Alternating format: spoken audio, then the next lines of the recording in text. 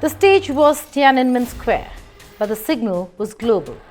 China rolled out its most powerful military parade in years, and right beside Xi Jinping stood Vladimir Putin and Kim Jong-un, united and aligned, sending a message that alliances are shifting and the world is watching. This wasn't just pageantry, it was a calculated show of strength. And not to forget China's diplomatic projection at the recently concluded SCO summit in Tianjin, where Narendra Modi's hand-in-hand photo with Putin made headlines.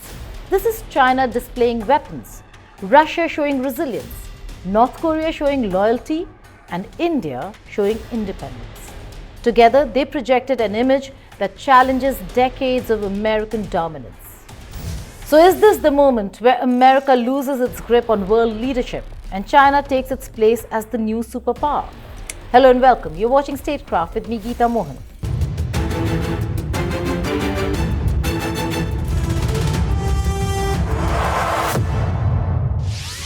A red carpet under Beijing's September sun. Xi Jinping, dressed in a grey mouse suit, greets Vladimir Putin with a firm handshake, and to his other side, Kim Jong-un. Cameras click, analysts call it historic, observers call it intimidating, and US President Donald Trump? He calls it a conspiracy. Because images matter in geopolitics, from Tianjin's SCO summit to the largest military parade China has ever seen, the visuals are more than ceremonial. They are messages in steel and silk. China, Russia and North Korea walking together, smiling together, signaling alignment. Xi Jinping positioning himself at the center of a new global order.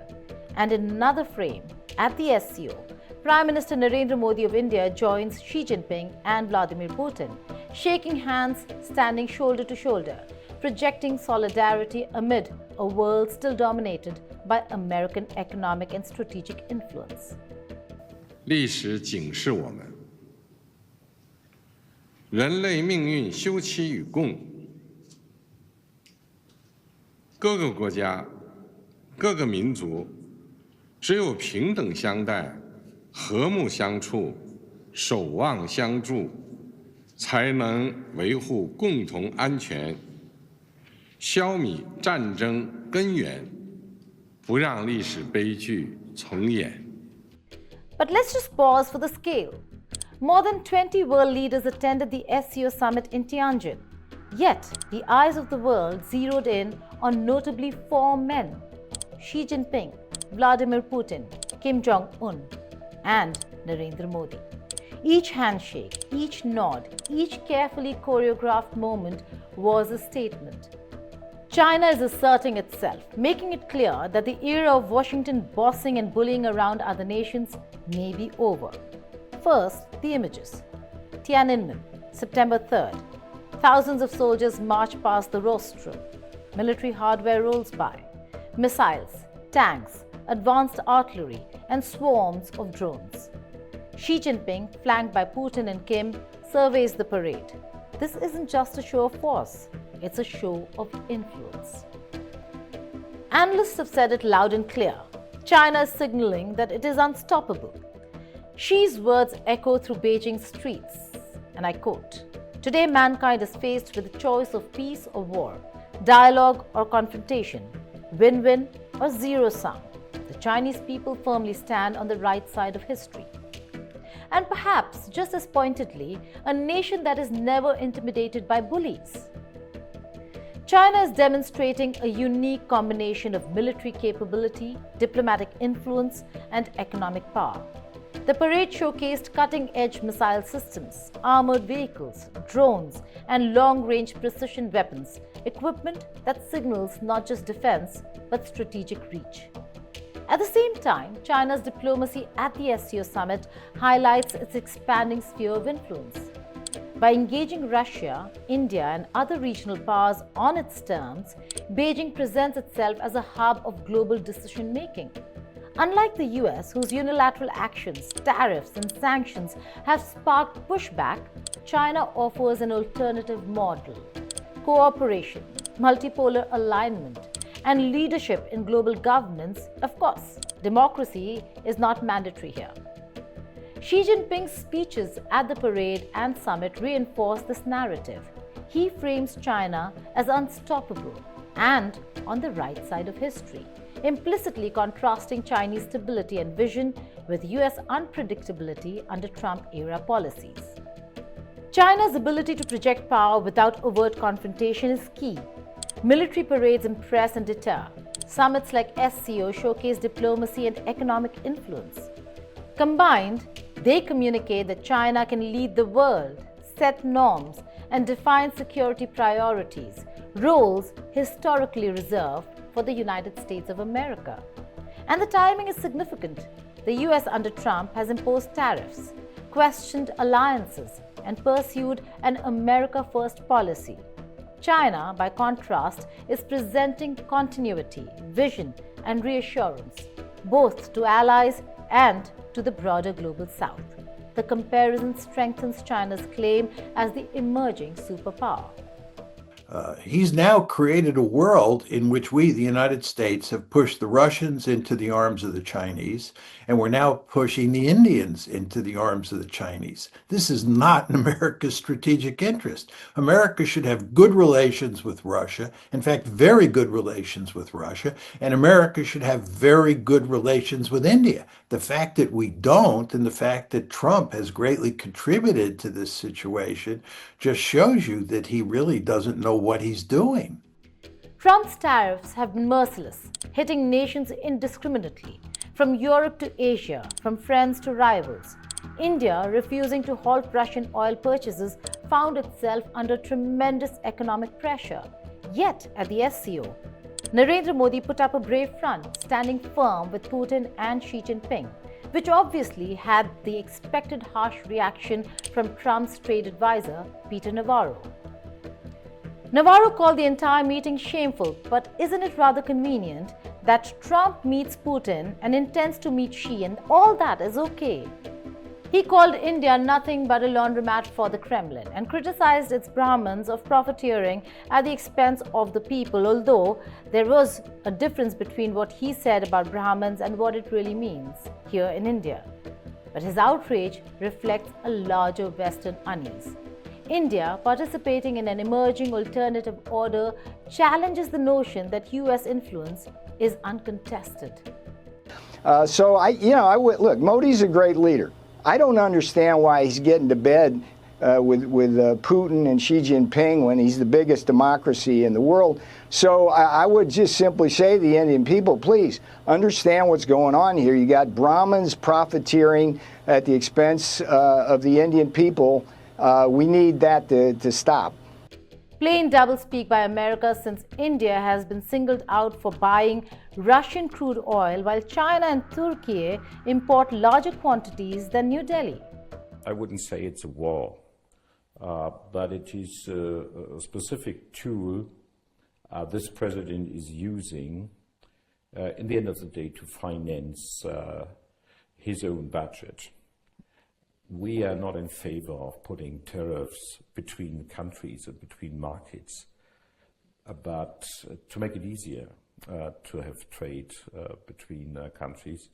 So on that very view on economic policies, we are very much reading from the same paper as my Indian colleagues, and that of course is more necessary than ever. As the two of us, we as European Union in India as a country is confronted with this tariff policy from President Trump.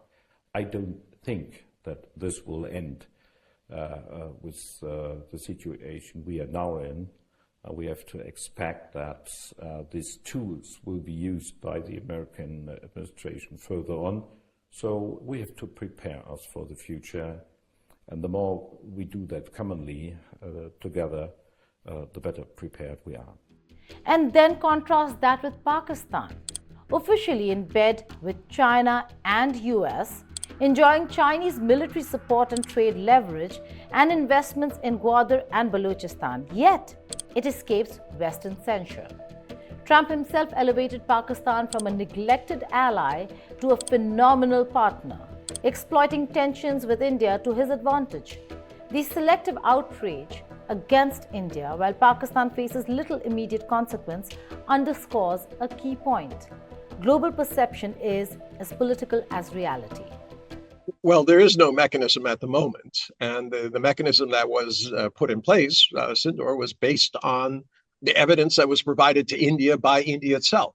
There were calls for an investigation. It was rejected. That's different, though, from your first point. The issue of terrorism, I think, has to be taken very seriously. And when these people are called out, I think there has to be a consensus. But I think it's far better for India to push for a consensus as a leader amongst the group and say, listen, there cannot be double standards here. Once somebody is called out. Now, why is China doing this? You and I both know Pakistan is not in the greatest of shape economically, politically. All right. This is a country that seems to be always constantly teetering on the edge of some sort of collapse or revolution. Problem? They have nuclear weapons. And you don't know who would seize them. But I can tell you one thing, in a revolution, the people who generally win out are the most extreme. They're the most organized. They're the most ideological.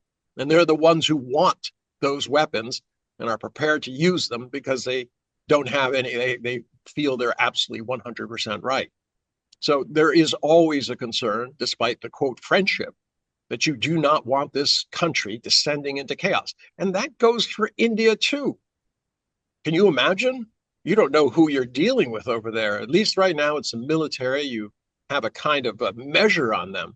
But imagine if you're dealing with some real wacko extremists who somehow worm their way into grabbing a bunch of nukes. It would be catastrophic for everybody, not just India and China, but the whole region. The opportunist that Pakistan is, Islamabad now wants to establish and strengthen bilateral ties with Russia as well. It almost seems like Pakistan is envious of India's long-standing closeness to Kremlin.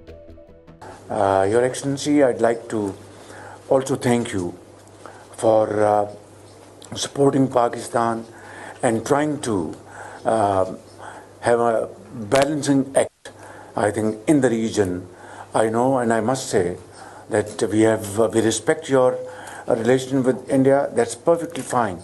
But we also want to build very strong relations, and these relations will be supplementary and complementary for the good and for the progress and prosperity of the region. In that, I find in you a very dynamic leader, and I want to assure you that I'd like to work with you very closely. But we need to understand one thing. Both Washington and Beijing see New Delhi as more than just a regional actor. They see India as a lever in their wider strategic game, a game of containment. For the United States of America, strong India is indispensable to balance and contain China's rise, which is why Washington has long courted New Delhi with defense partnerships, trade incentives, and talk of shared democratic values. But China also understands the weight of Indian influence.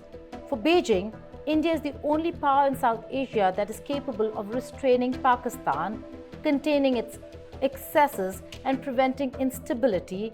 Also, India maybe has the power to contain and counter China for the West. Let's return to Tiananmen Square. The military parade was not merely about weapons, it was about optics. Xi Jinping greeted Putin and Kim. Then all three leaders watched the parade together.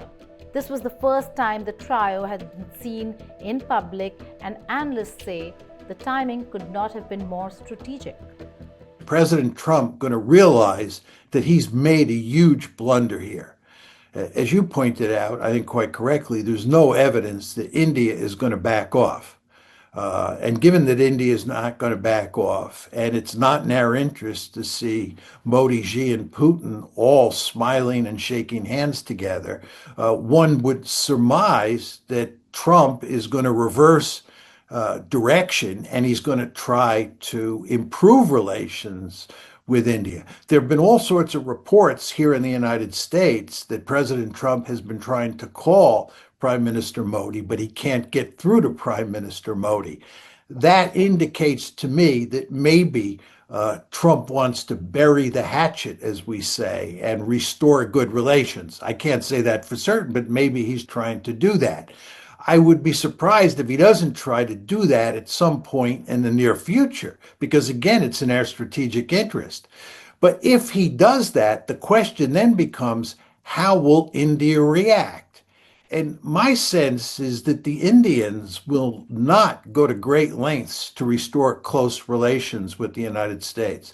I think India now understands that you have to be very careful when you're dealing with the United States, especially when you're dealing with President Trump, and you don't want to get too close to the United States. You don't want to be too dependent on the United States. So my view is that even if President Trump reaches out to Prime Minister Modi, I think Prime Minister Modi, for smart reasons, will keep his distance.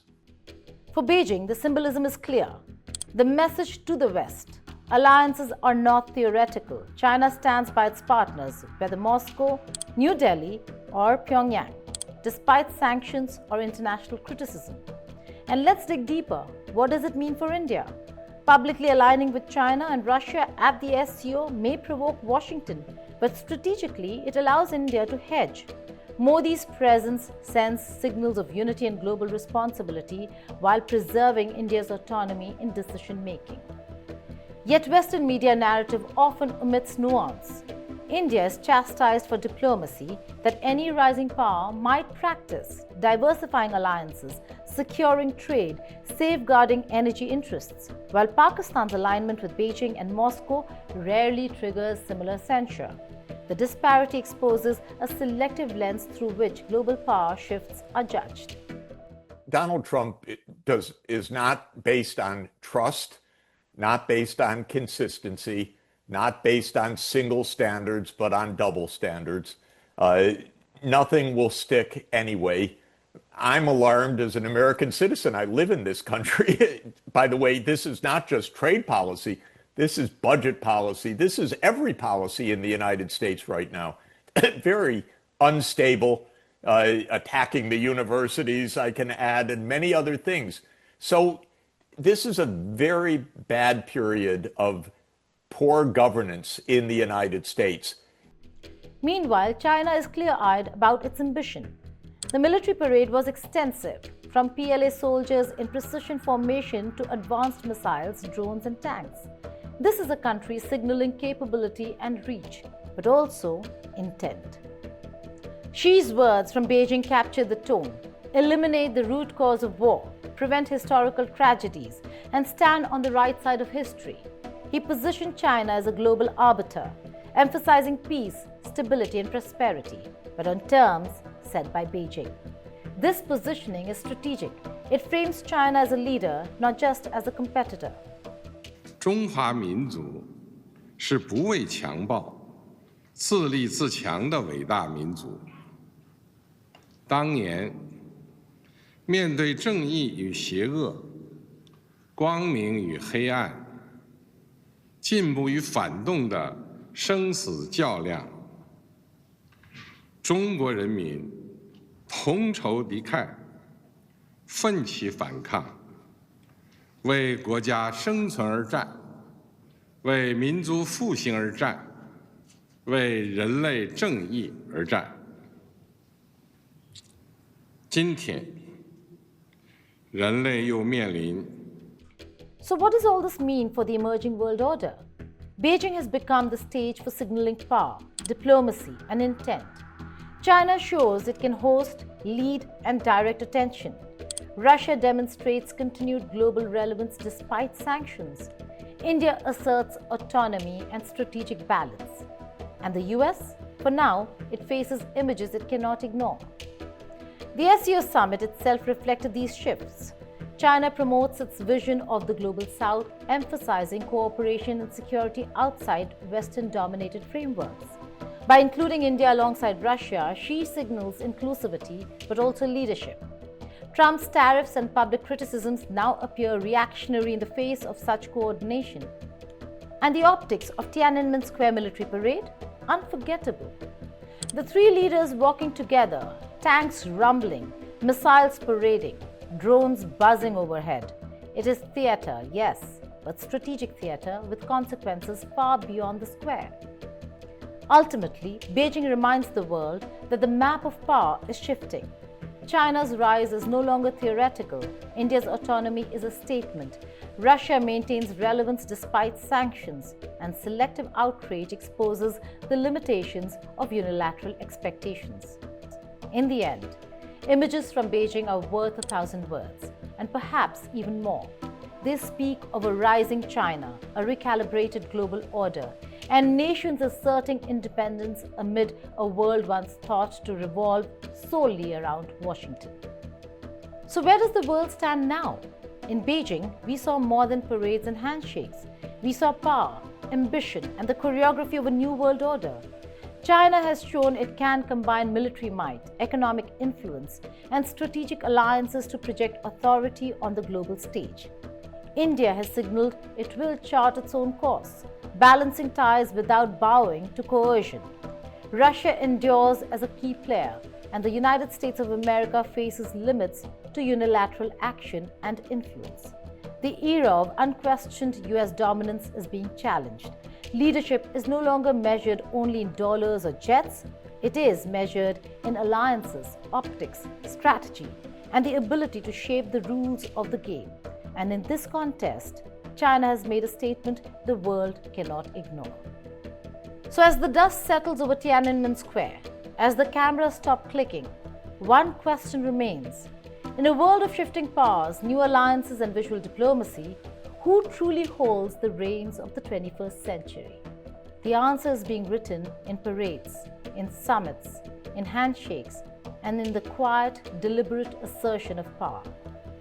For now, there might be a huge difference in US and Chinese economies, but China is rising and growing, and if Washington keeps rattling nations and being the disruptor, China will find friends and form alliances, projecting itself not as the challenger, but also as the next superpower.